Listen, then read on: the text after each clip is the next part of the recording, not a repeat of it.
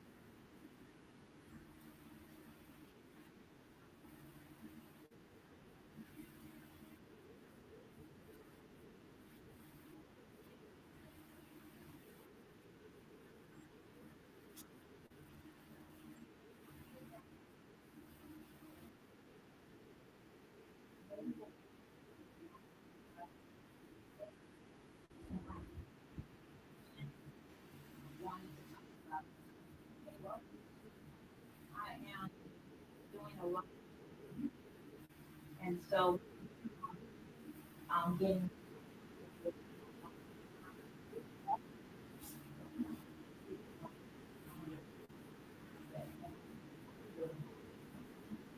and I'm just in that aspect.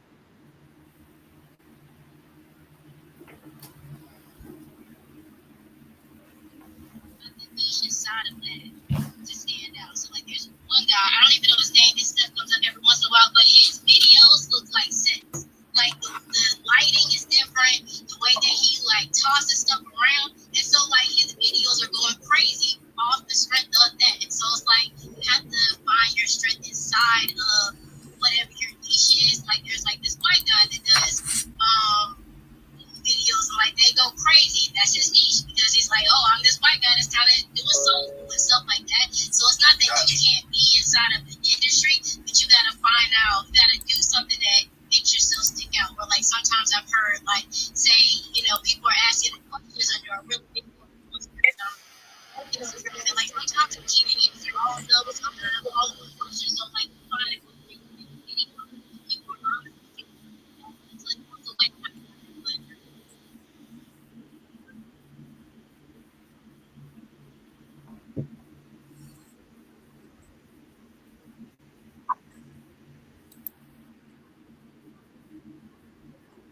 I'm this white guy that's kind of doing soul food and stuff like that. So it's not that you can't be inside of an industry, but you got to find out, you got to do something that makes yourself stick out. Or like sometimes I've heard like say, people are asking questions under a really big influencers Instagram, and like sometimes they can't answer all of those questions. So like you find a question, you make a video about it, and people are obviously searching for that. So then that's a way to kind of get your foot in a very saturated market. Native doesn't mean new, and native is something different for the platform, and it's something different from the users. So native for Meta would be, does your content fit fit in a certain format. So does your content fit in the format of Reels? Does your content fit in the format of a post? Native for the content creator that's posting on Instagram is going to be native to the content that they produce. So that's where it gets very tricky. So Facebook may say, we promote, what Meta may say, we promote individuals that's going to build native type content, and those ads work better. Now, what is native is the question. Native for HaHa Davis, native for Desi Banks are two separate things. So to the point that the Big Scale is making, somebody has to actually find their niche, and I think that's the most difficult part, because there is no common ground native on any of these platforms. But for the sake of this room, for people to understand, when you hear the term native, that's a marketing term. All it means is, are you making content inside of the framework of the actual platform itself? So native inside of this social audio room would be, if I was talking, then immediately I just stop talking, and you see my avatar change to a Doritos image, and Doritos is speaking through this audio ad. So we took the framework of this particular feature, and we made an advertisement that matched this feature. So it would be native to the platform, but it may not be native to me. So I may have succeeded on doing an audio experience type advertisement with Doritos, but was the content that I partnered with Doritos to produce native to how Duran would have done it? So it's like two sides to this concept of native. Right. I'm going on mute. Hey, so Gary, we at the midpoint of the call. I want to start bringing people up in the audience that want to contribute to the conversation. So if you have something you want to add, if you have a question to ask, please. I want this day to be a day that is super inclusive. It's a day that everybody learns or just can say something that will resonate with everyone else. So like I said, please raise your hands if you want to come up and just add to the conversation. So Gary, be on the lookout for that. I like I said, when I was having this conversation, on the panel, I was, like I said, just kind of stunned at just kind of where we were. And it was a point where they brought up Ray Daniels was next to me. Ray said, I think everyone should have a podcast. I think everybody should have some kind of marketing arm for their product, their brand, their business, their person, whatever the case may be. Like, I encourage everybody to get a podcast. And I don't know if he was exaggerating or not. I don't know if he was being completely literal, but I said back to him, I'm like, I'm actually against that. I think we need less podcasts, actually. And not because I don't want people to get their ideas out or broadcast their thing. I don't think everybody is built for podcasts. I don't think everybody's built for these audio rooms. As much as we've encouraged everybody to start their own audio room, and we're like, hey, get on Fanbase, do your thing, start your own call. Yes, and I think that's a great idea. If that's something that you thought about, and it's something that you think you're good at, you think you have something that's niche that people will want to participate in. But everybody is not necessarily cut out to do this. But I think that you're cut out to do something. Again, it's leaning into your strengths.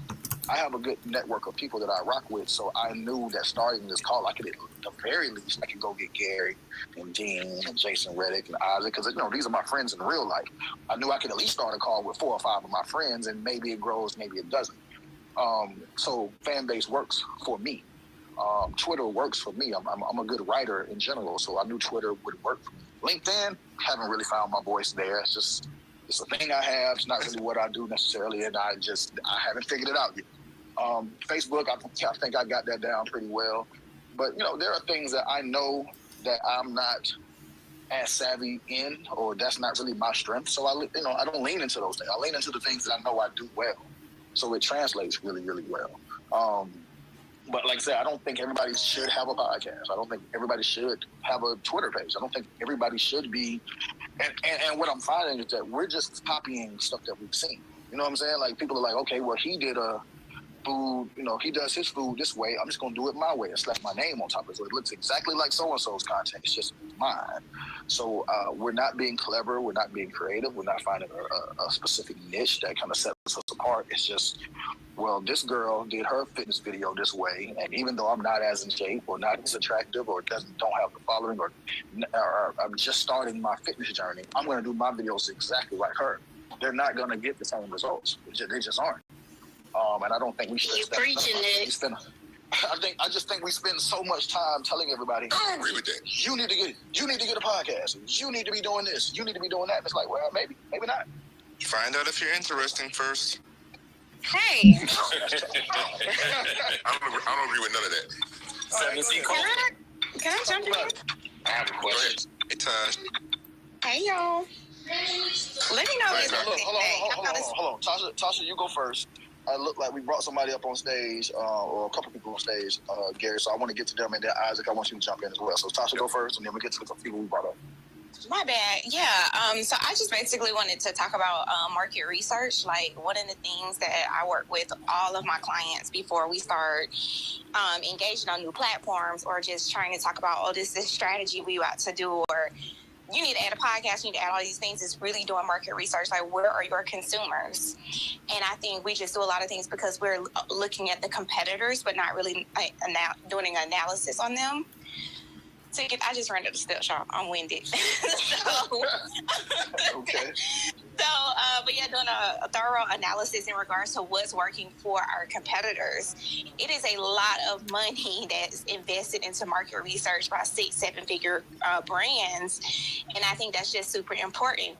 A podcast may be something your platform does. People may want to hear from you. They may want to see you. They may want to see you on YouTube. But is that where your consumers are? So you all are saying, like, great advice. I think the very first step is just researching your market, doing customer surveys, surveying your people, seeing where were they, where are they already? What books do they read? Like all those things, because you may need to be writing a book. You may be, need to travel. You may need to get the hell out of Atlanta and do something else. Like, where is your market? So that's the advice I got for you. Thank you very much. First, we are going to go with Daddy Bikes. Tell us where you're calling from, and what would you like to add to the conversation? Good morning, everybody. I'm calling from New York. What I wanted to bring up was the whole thing about faceless content. Nick had mentioned everybody's not pretty, So I wanted to know, in regards to, with more automated technologies out there, creating more automated workflow, the emergence of faceless content, do you feel like that'll be a major factor moving forward when it comes to the production of content? Or do you think people just still need to be in front of the camera, the talking face, talking head type situation? So let me jump in here on this one. I'm actually working on a faceless page myself. As gorgeous as I am, I feel like I see the value in these faceless pages. Like, I don't, one, as a person, I got more comfortable in front of the camera over, in this time period where social media has been a thing. Like, anybody who's followed me for years, and I've brought this up several times on, like, I make jokes about it. I can be self-deprecating at times, but I hated the way I looked on camera, in pictures and video, hated all of that. This is something that has become, it's very new to me in the grand scheme of my life, where I'm like more comfortable talking in audio rooms, being on camera, taking pictures, doing all that stuff. Like, so but again, I was one of those people who assumed that you had to do this in order to grow your following. And yeah, it's helped, but honestly, I think the faceless, like the theme pages and just the faceless content, to me, that's the way to go, especially if you're providing valuable content or something that isn't out there already. So I'm all for it personally. I'll let anybody else on the stage kind of jump in and give their tidbit, because I don't know who would be against it. But yeah, I'm all for it. I say whatever you're working on, go for it. And yeah, like I said, I don't think everybody needs to throw their face in front of the camera all the time. I think it would be a dope thing. Just because, everybody wants to put their face on the content and brand and market themselves as the face. But I just think back to when The Weeknd first came out and nobody knew what the fuck he looked like. Everybody thought it was a group for like at least a year and a half before he did his first concert here in Atlanta, I think. For sure. Yeah, so it depends on the goal. If someone was talking to me, I don't have any clients or anything, but if someone's just getting some advice, I would say if you're interested in potentially making it into a brand that you can sell, it's a lot of value in these platforms. So Instagram, it's a lot of platforms. People don't know who own the handle. It's one of those sports handles that I forgot that Kevin Durant owns, and it's under his company. He kind of have it in his bio so people can know that. That's great. But then when it's time to negotiate, the value of the actual sale probably gets to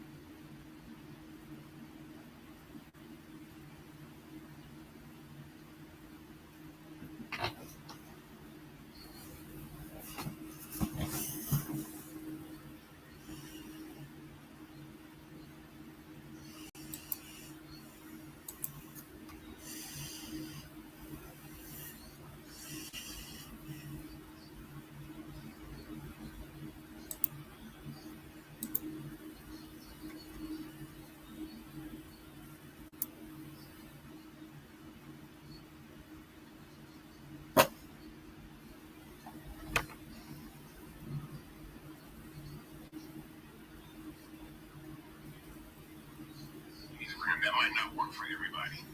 So I don't think there's a right answer to that. It just depends on you have to try everything, right? And then just pay attention to what works, get the data on what is working, and then try to duplicate that success or fine tune it. Like, once you figure out what works for you.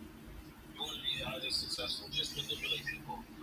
I know people are afraid to just talk straight to people. If you care about human beings, going to play like the psychological games on them, then, just work hard. You take yourself in a cycle so you can psychologize somebody that you worked hard enough to figure out the answer. I always say problems are solutions. The answer is always there. When people figure out something they like to believe in hindsight, oh, we had to test this and test it.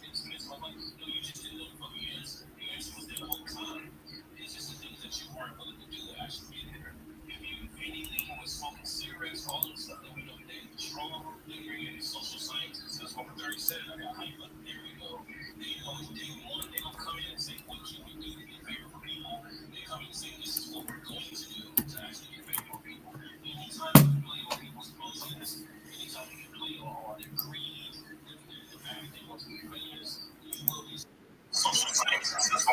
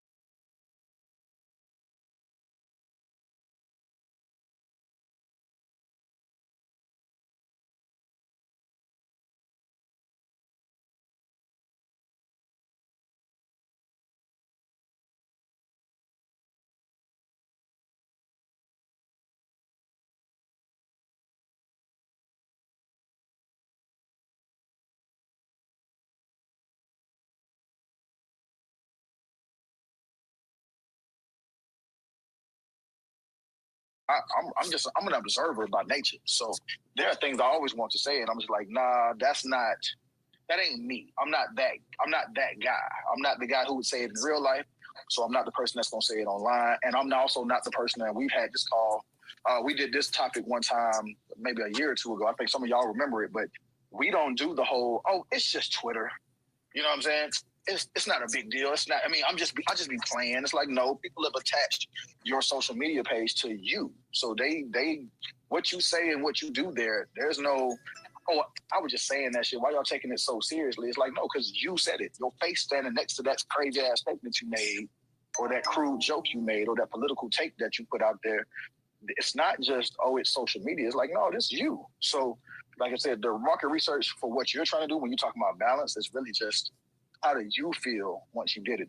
Do you feel like you're being manipulative, or do you think that you're helping? Do you think that you're encouraging? Do you think that you're leading? It's a way to take it, and I don't think the manipulation word. I think manipulation gets a bad rap for what it is, but I mean, we all doing it. We just I'm about to giving it a explain pretty that. name. Go ahead. I was going to say the negative connotation to manipulation has co-opted the definition of the word. So manipulation is to handle or control a tool, mechanism, typically in a skillful manner.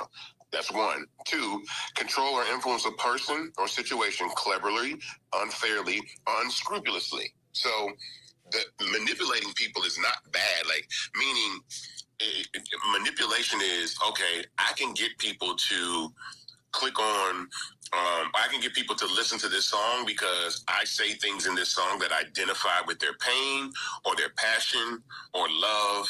It's manipulation.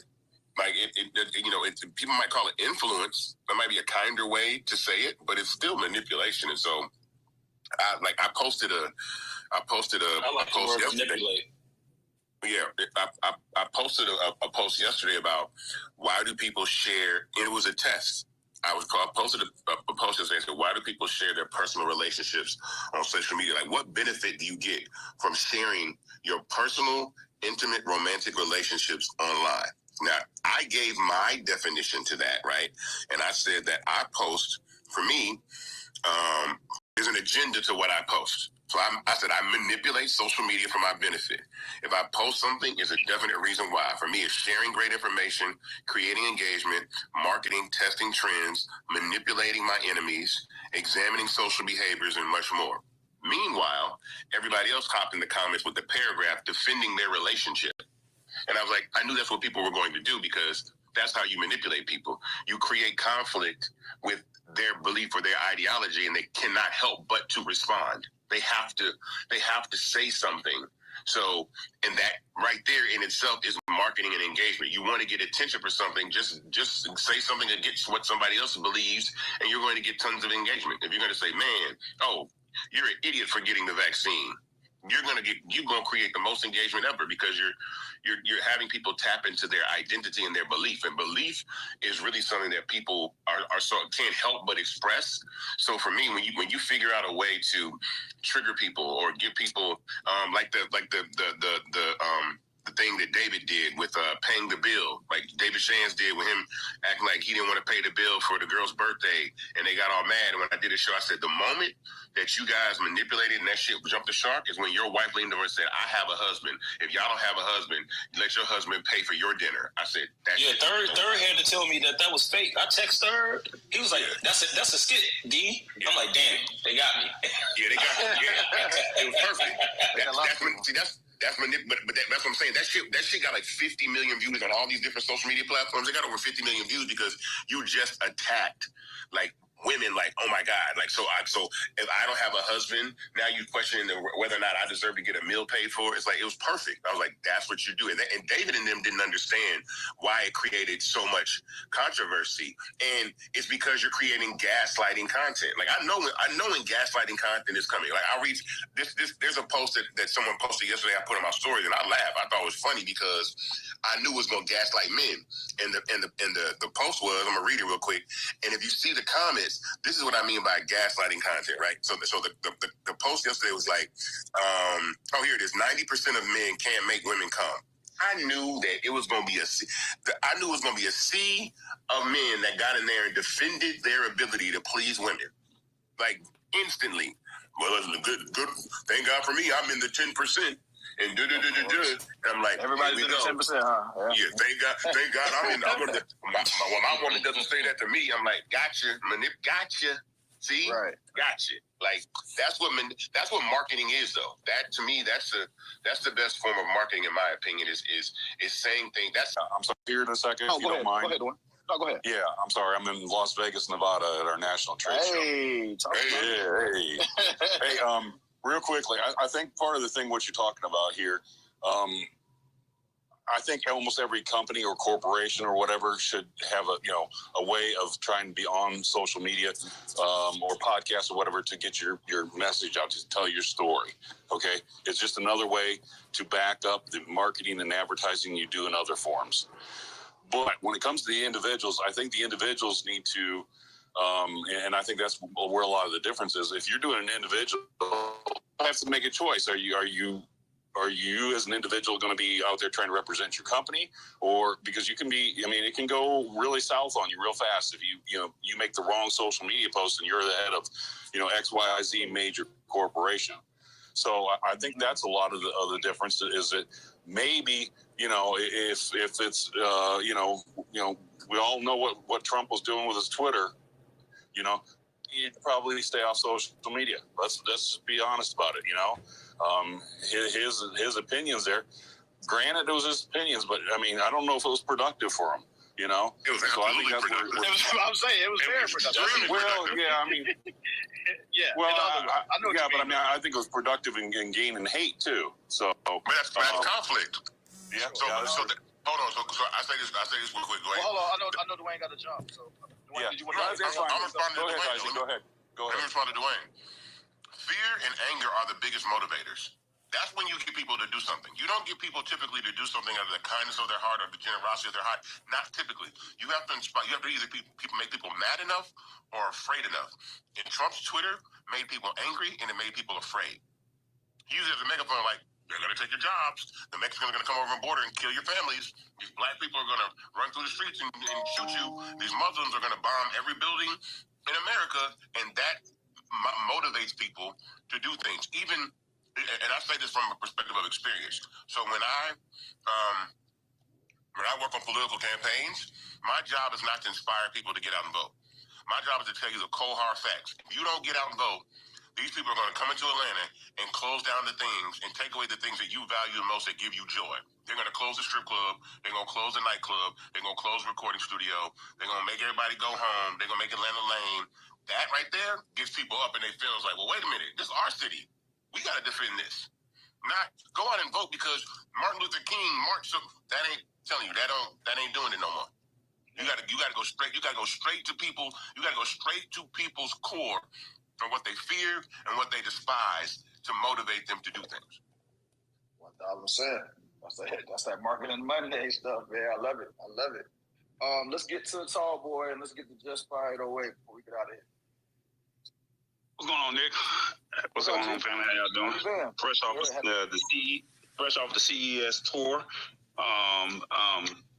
A couple things, man. To answer your first question that you had, I think Crisscross, Jump, and Usher, are the biggest crossover songs.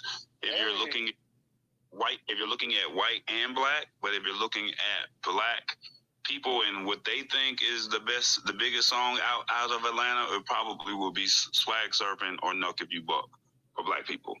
And that's just my opinion. Hold on. Everybody in the chat, because I know we're not going to be able to get to everybody. If you're in the chat, please throw up what you think is the biggest song that will come out of Atlanta. That was one of the early questions that I asked, like when we first started the call. That wasn't necessarily a part of this call, but thank you for bringing that back up. Throw in the chat, what's the biggest song out of Atlanta? Is it Usher's Yeah? Is it Yin Yang Twins Get Low? Is it Swag Surfing? Is it No More Playing GA? Is it whatever? I don't care what you think, but I want to see it in the chat. If you're from old Atlanta, you're not gonna forget about Crisscross. If you're from old Atlanta, you ain't gonna forget about Crisscross and what they were able to do, because they were able to make kids literally put their clothes on backwards. So if you're from old Atlanta, but I want to highlight some of the things that you said, and I took some notes as we were going, and I'll try and rush through this as quickly as possible. What I noticed this year for just trying to build a tech show, I had to teach myself. You got to disconnect from trying to be from being popular or a celebrity, and be honest with yourself. If you're trying to market as an entrepreneur or as a small business startup or whatever the case may be, try to disconnect from being what you see with, or that business that's doing it, because they have those marketing dollars. We as entrepreneurs may not have that money. You also may want to look at also being subject matter experts. That's one of the things that I saw that was really key. I specialize in tech content, so I'm only going to speak on tech or travel. These are the things that I specialize in. So whatever it is that you do or that you specialize in, try to become that subject matter expert.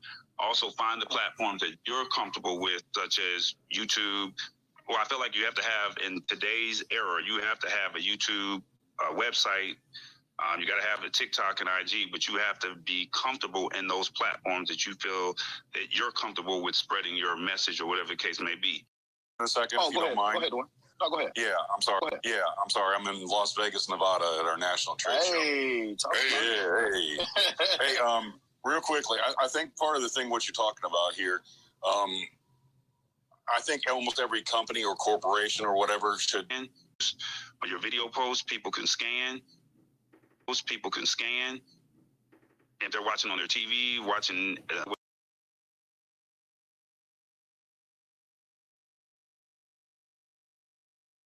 What's up, Drake? I'm live streaming right now. You'll hear this on YouTube. I'm about to actually put the link in the chat. I had some testing I had to do first to make sure that I could hear it. Looks like the testing's cool. I'm doing a replay of the Monday morning marketing. This was about a year ago. And they're talking about some interesting conversations that's really on topic as far as being creative. So I'm about to play it. As far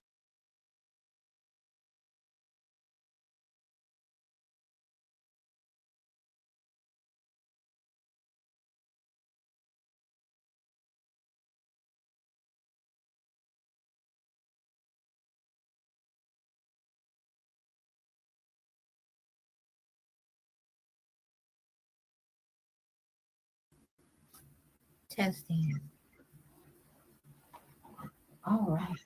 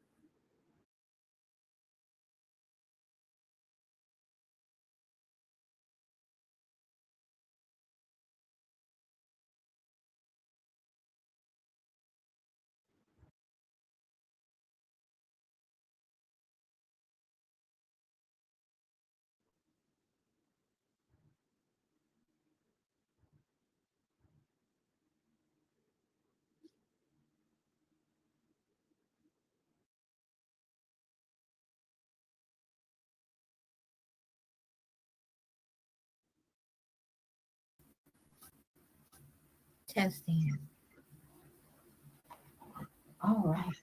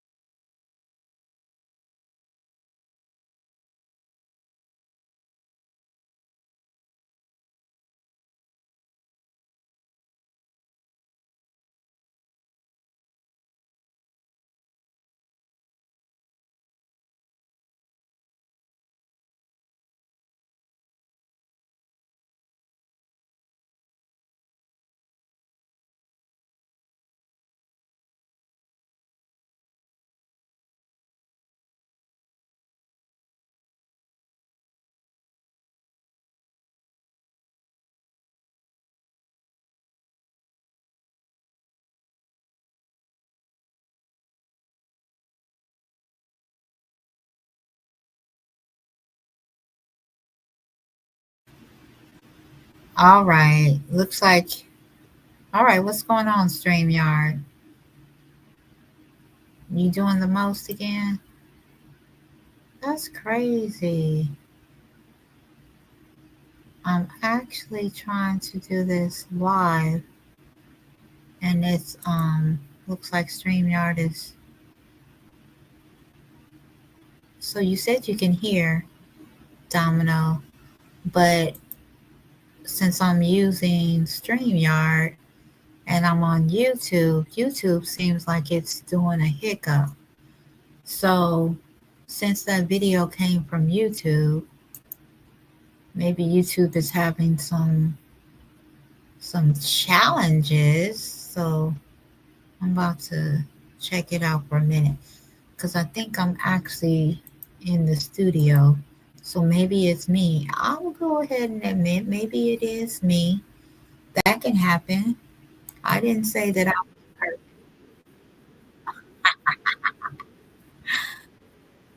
Okay, so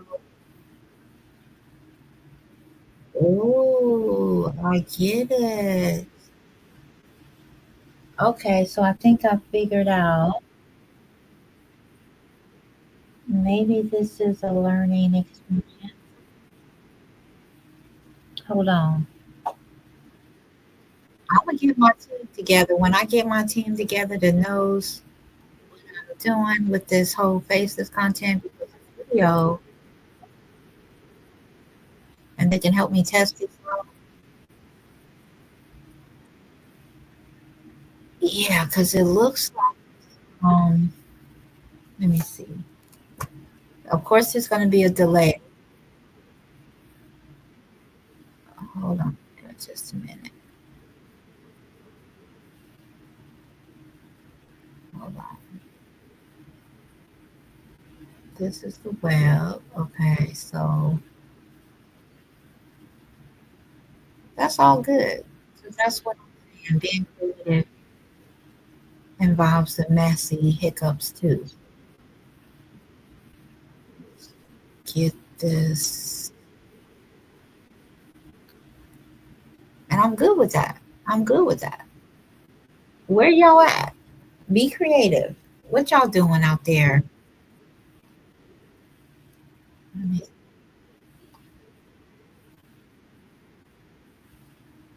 put it in the chat. What y'all doing creative today? You see what I'm doing.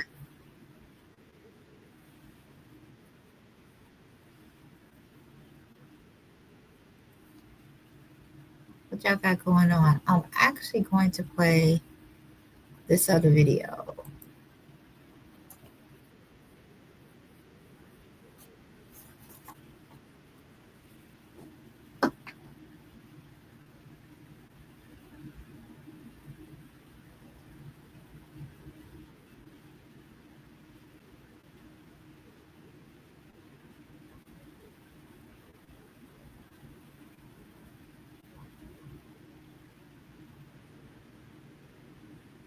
Hold on. I'm gonna get my team together. When I get my team together that knows what I'm doing with this whole faceless content video, and they can help me test it.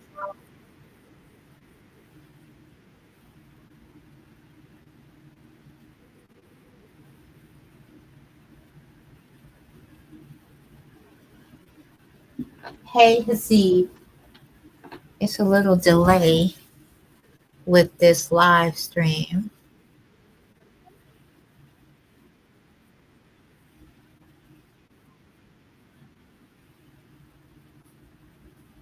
Testing. But I am on YouTube, Facebook, and Instagram. So I'm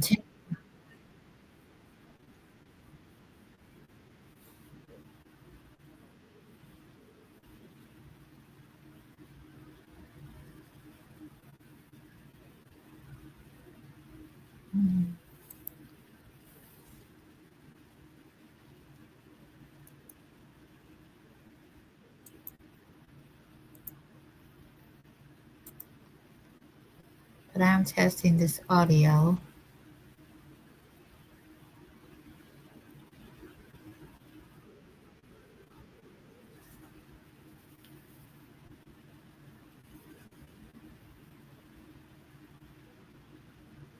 I'm about to play another video. This video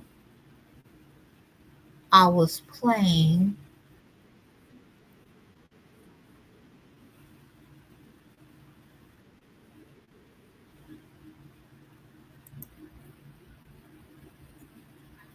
actually looks like it is having some challenges. So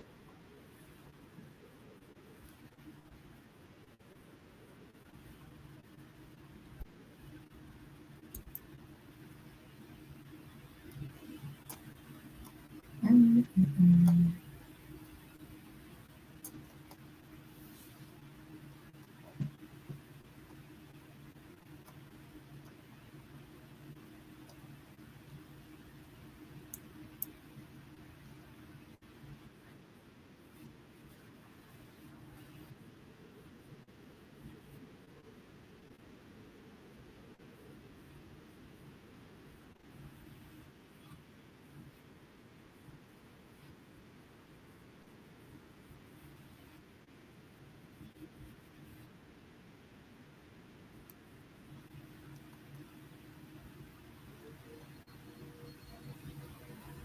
Mm, mm, mm.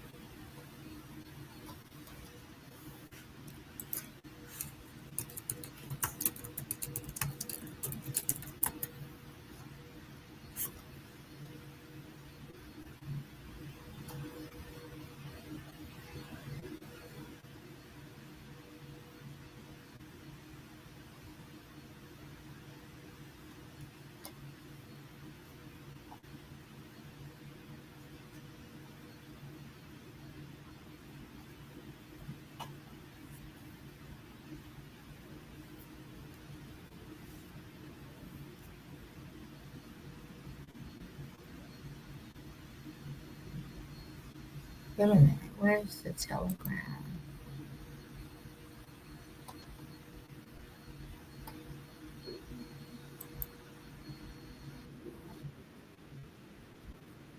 QR codes are about to be big in 2024. Just being able to pop up and you have it on your ads. If you can put a QR code in your post, on your video post, people can scan. If they're watching on their TV, watching,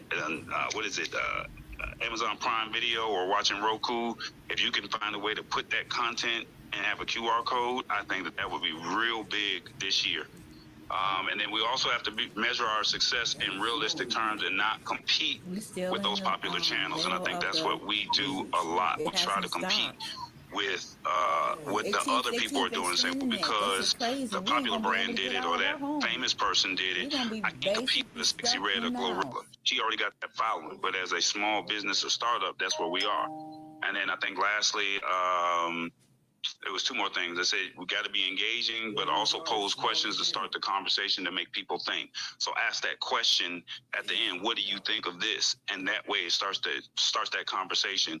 And then I was gonna ask Isaac or Gary, do you think that we should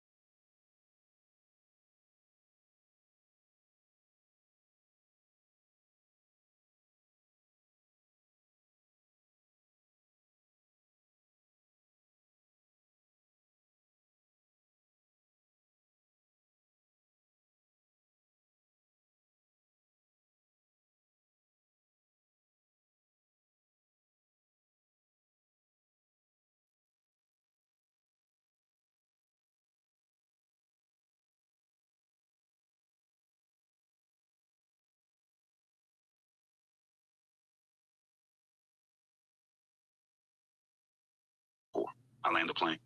I'll just say, as far as products, that's a little bit different because you're if you're selling handbags, I don't think you need to make people angry or afraid to buy a handbag or a slice of pizza. I think you can romance the situation. You want people to feel like they deserve products and services that they almost always can't afford, or just really cool things that are bargain that they can't afford, so they can have the cheaper vacation or the cheaper flat screen television. Because right now, it's like the best thing that ever happened to televisions is that every flat screen TV can be 75 inches, but they can cost anywhere from $399 to $7,900, $8,000. So it doesn't matter. Visually, I got a 75-inch television in my house, and I got it for $399. So it's like I can afford what these wealthy people are buying. It's just my version of that. So I think you have to create those parallels and those connections, but not necessarily fear. When it comes to the direction that the country is going, I think there's no sense of duty that's going to get people to really get out and do what they need to do. People have to be angry, and especially when it comes to politics, people always look for someone to blame. Like, there's always somebody to blame for what's going wrong in your life in politics. So there's always a bad guy. And so when you're trying to win an election, who's the badder guy? Who's the good guy? Who's the bad guy? Or who's the less bad guy that is going to do the things that I want them to do? And the only way to typically get those responses from people is to really line it up. Like, if you don't do this, like as Charlemagne said, Charlemagne said this, and it was very slick in what he said. He didn't pick Biden or Trump, but he said, I'm going to keep it 100. If Trump becomes president, I think that's the end of democracy as we know it. That's fear. He wasn't endorsing Biden. He just said, if y'all put Donald Trump back in office, it's the end of democracy as we know it. He's giving you the warning shot. Now, most people may or may not believe that, and it might trigger the other people on the other side to say, I don't believe it. I think he's going to save democracy. So it just depends on the product and what you're selling. And then just to piggyback off of that, with regards to products and fear, there's always FOMO. You know what I'm saying? Like, you have a great product, you make it available, and you make people feel like they deserve it, so on and so forth. But then you tell them this shit is a limited time offer. You might miss out. You might not get yours. That nigga across the street gonna have theirs. You might not get yours. So yeah, fear has some places. You just kind of gotta be smart about it and find it. Like, that's an excellent point, Gary. That the fear of missing out is something that I completely didn't observe. But you're absolutely right. Is the oh my God, if I don't get this, if I don't get these Jordans, oh my God, if I don't get this handbag, oh my God, I gotta have. If I don't go in Target and dive into a pile of Stanley cups. Like they're winning the FOMO. Like the Stanley Cup is all FOMO. It's like, I was like, what is this cup everybody fight for over in Target? But I thought it was an actual Stanley. I really thought it was the hockey award, and I'm like, replicas or something. I had no idea it was an actual cup. I was blown when I found out. I think it's by Stanley Steamer too. I think by the same company. I think it has the same logo. Same company. Yeah, they over there winning. Screw cleaning your carpets. Come get these cups. You know what I'm saying? They over there. I got a quick reference drop for the room. So it's a marketing room. So we got. Can I add something for Tall Boy? Durant, hold on 1 second. Oh, well, I want to get to Just Spot. She's been waiting for a while. I want to make sure we get to her, and then everybody else can kind of jump on. Can we just get her real quick, and then everybody else can chime in? And I hope I'm saying that just P, just Pie. How do we say your name? Good morning. Welcome to the stage. Aloha. Good morning. My name is PE, so it's short for PE Learning. Yes, I'm from Hawaii. And I live in Phoenix, Arizona right now. So I'm brand new to Fanbase. I just heard about it and caught this chat. Excellent dialogue. I just wanted to add a couple of things. Somebody mentioned us comparing ourselves to the folks and followers in our industries with millions of followers. The reality is the 1% of the universe gets that kind of numbers because of their celebrity status or entertainment value and all of those things. And the reality is the majority of us, even on this call, we are the masses. So how do we build a brand? How do we build a platform that grows organically? So I coach clients. I started a radio station a few years ago. And what I learned that helped a lot of my clients is that you gotta practice. Everybody thinks you can just get on a mic and just have one conversation and the thing gonna go viral just because you talk about Cat Williams. And the reality is you got to practice your craft. We are professionals that do podcasts, that get on and do video content, podcast content, creative content. There's practice. So I'm a Toastmaster. If you're familiar with Toastmasters, it's a leadership and communication community. It's over 100 years old. They're global. They teach you how to be leaders, how to speak. It takes a while to hone your craft. The other thing, as you practice, just get on a familiar platform like Facebook. Somebody mentioned that Facebook started by, you got to friend each other. It's mutual acceptance. So people already love you and support you and know you. Put your content out there and practice. And create a production dialogue. What I mean by that is, if you notice, the polished podcasters know what you're gonna say. Have taglines. You know, when I did our radio station, it's like, hey, this is, you tuning in to iloharadio.com, #1 for reggae and Hawaiian Island music. This is Auntie PE chiming in, da-da-da. Like, you have dialogue back and forth to know how you want your audience to engage with you. Know what you want your audience to do. So as you start to put your content out there, just take it in bite sizes. What I mean by that too is, you put your content out there and you want, the objective of your content is for what? A lot of people want buyers. You put on a podcast and you're trying to sell people and billboard your shit and do all of this stuff, and nobody's going to buy from a stranger. So you got to grow your audience. People buy from people they know, like, and trust. So you got to build that. So start with, I first just want followers. Just like, follow, and share my content. If you like what you hear, just like, follow, share, and build your content and create engagement. Somebody mentioned that earlier in the chat about engagement. Then once you get to engagement, now you have to get to conversion, which a lot of our podcasters fail to recognize more times than not. Now you're trying to convert your audience to buying, but buying what? So I tell people, somebody talked about merchandise. You stair-step your way to, buy a mug. I do commercial real estate brokerage, so I do my content to generate an audience to eventually do real estate deals with. But what I understand is, once I draw the listener or I bring somebody to me, now I need them to buy something. So maybe it's a $10 concert ticket. Maybe it's a $20 t-shirt. Then it's a $50 experience, a $100 experience. Stair-step your audience so that you create trust. And then you're also working on your on-air personality and your brand. I disagree with somebody that said not everybody should go on there if you're not pretty, if you're not la this or la that. That is so untrue. There's an audience for every single brand. The conversion is going to be key. I may only have 1,250 followers on my Instagram, but I convert 92% of my listeners when I go online to buying something. So in real estate, I can only handle 10 clients a month at the commercial real estate level, okay? And I only close 50 deals a year. So do I need 5 million followers to convert 50 clients? If I do, I really suck at my content. But if not, understand those kind of conversion numbers so that when your audience finds you, now have a strategy to know what you're going to do with them.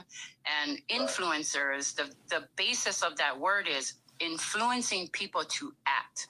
And I always challenge my people, influence your clients to buy and stair-step your way in. Everything on my platform starts at $8.08. 808, you know what I mean? So anyway, thank you for letting me contribute. Tell us what people can do and find your platform.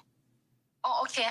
So I'm on Facebook. Like I said, I'm new on this platform, so I'm going to add all my information on there. But I am on Facebook. I do a Facebook Live podcast called The Daily Cup of Aloha. I have the Daily Cup of Aloha and the Becoming Aloha community all on Facebook. So I do everything organic. I'm growing my iAloha TV brand. Transitioning from iAloha Radio to iAloha TV right now. So just getting back into the market and kind of getting familiar with all these platforms. But mahalo so much. Thanks for letting me contribute. I hope that was helpful because you guys helped me a ton. So thank you. So it sounds like you so much. did it for for your own camp here on a fan. Yeah, definitely so. Thank you so much. You guys awesome. Thank you. The reference. Hey, let me ask you. Well, go ahead. Go ahead. I'll ask my question in the chat. Go ahead. So it's a reference for the room. Who's that? It's called the. Yeah. Oh, I didn't even see. Go ahead, Noel. I'll go. I was just trying to add something for Tallboy when he was talking about the QR codes really getting off in 24. There is an app called Blink, and it's spelled BLINQ.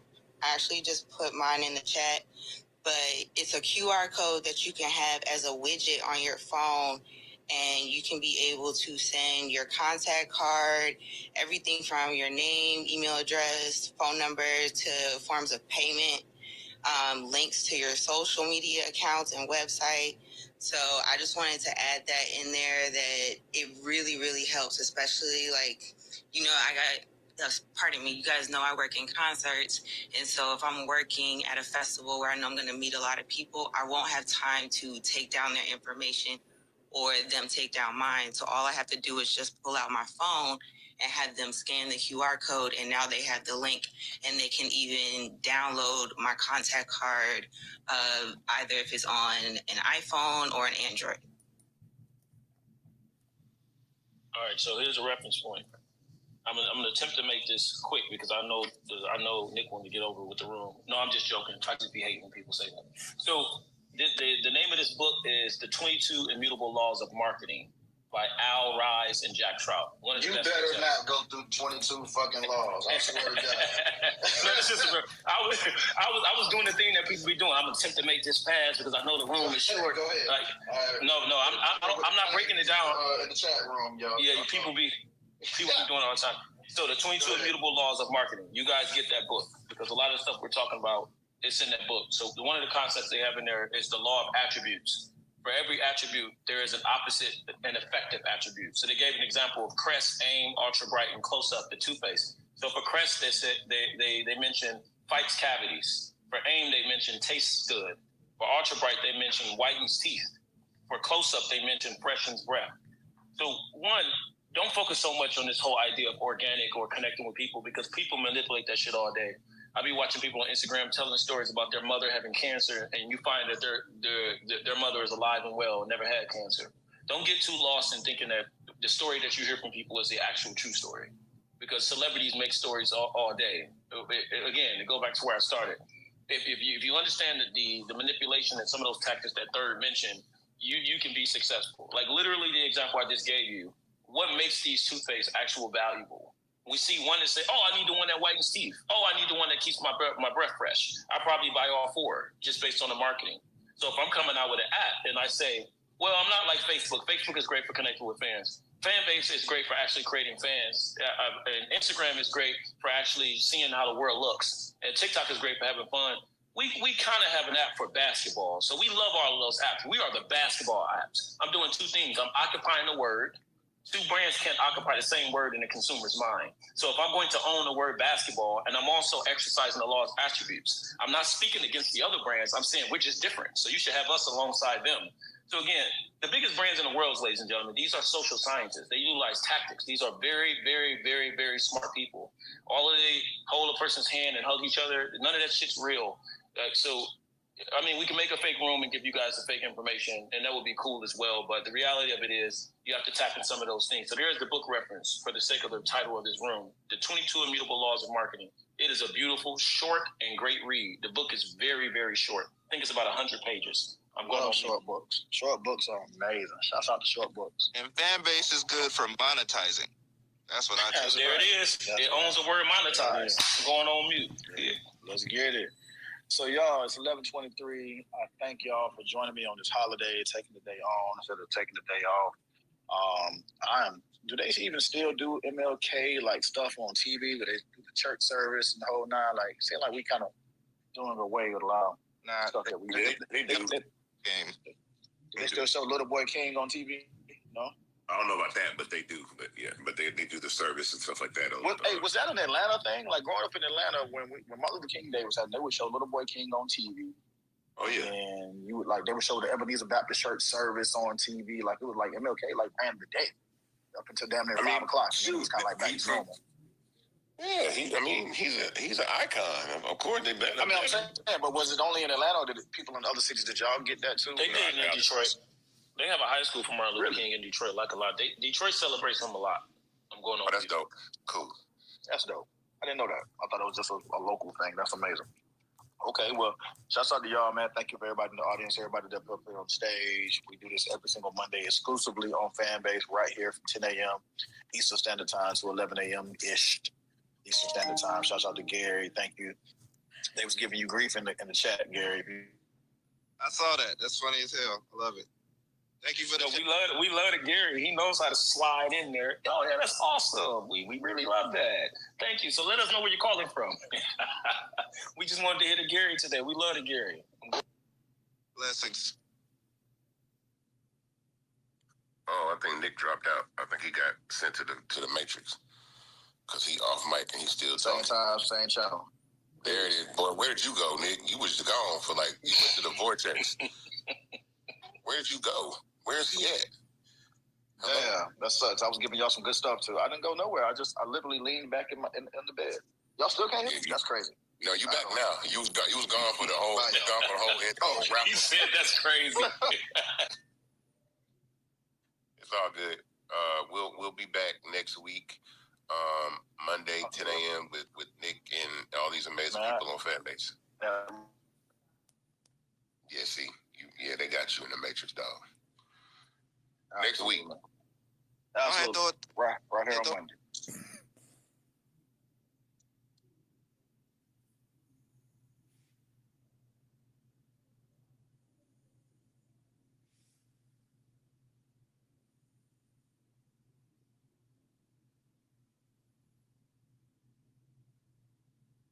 Fucking kids, and you don't have to worry about